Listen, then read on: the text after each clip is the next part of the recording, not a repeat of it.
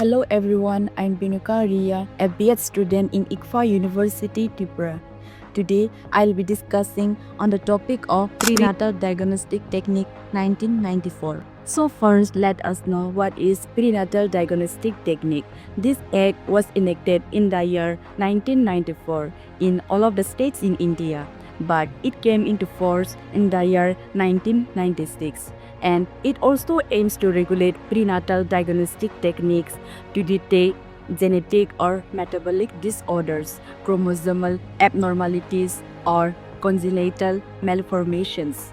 The primary goal is to prevent the misuse of these techniques for sex determinations leading to female fertility. Some purposes of prenatal diagnostic techniques are given below. These are point number 1, detecting chromosomal abnormalities. Here it means prenatal diagnostic techniques can detect chromosomal abnormalities such as Down syndrome, Turner syndrome, and Klinefelter syndrome. Secondly, detecting genetic metabolic disease. Here it means this technique can also detect a genetic metabolic disease such as phenylketonuria, cystic fibrosis, and sickle cell anemia. Thirdly, detecting sex-linked genetic disease. This technique can detect sex-linked genetic diseases such as hemophilia and Duchenne muscular dystrophy. Fourth point, detecting congenital anomalies. Prenatal diagnostic techniques can also detect congenital anomalies such as heart defects, neural tube defects, and cleft lip and palate.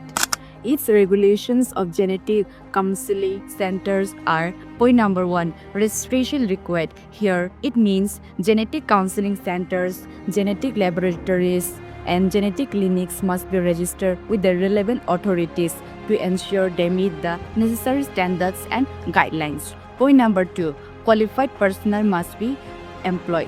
Here it also means that this center must employ qualified personnel such as genetic counselors, medical geneticists, and laboratory technicians to provide accurate and reliable services. Point number 3, center must maintain records. These centers must maintain accurate and confidential records, patients including their medical history, test results, and counseling sessions. Its conditions for prenatal diagnostic techniques are pregnant women above 35 years. Women above 35 years are at a higher risk of having a child with chromosomal abnormalities such as Down syndrome. Number 2, history of spontaneous abortions or fetal loss. Here it means women with a history of spontaneous abortions or fetal loss may benefit from prenatal diagnostic techniques to detect potential genetic or chromosomal abnormalities. Point number 3, exposure to teratogenic agents. Women exposed to teratogenic agents such as certain medications or environmental toxins may benefit from prenatal diagnostic techniques to detect potential birth defects. Point number 4, family history of medical retardations or physical deformities. Women with a family history of mental retardations or physical deformities may benefit from potential genetic or chromosomal abnormalities. Prohibitions of sex selections are: number 1, sex selection techniques prohibited.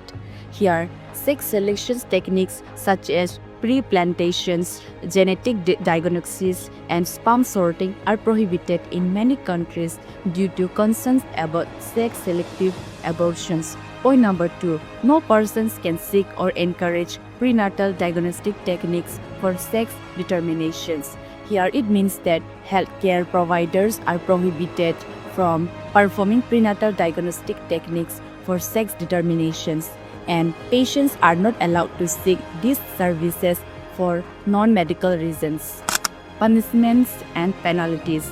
The Prenatal Diagnostic Technique Act imposes strict penalties for violations. First offense, imprisonment up to 3 years, fine up to 10,000, suspensions of the doctor's license. Subsequent offenses, imprisonment up to 5 years, fine up to 50,000, permanent cancellation of the medical license. So here I conclude about the discussion on the topic of Prenatal Diagnostic Technique Act 1994. Thank you.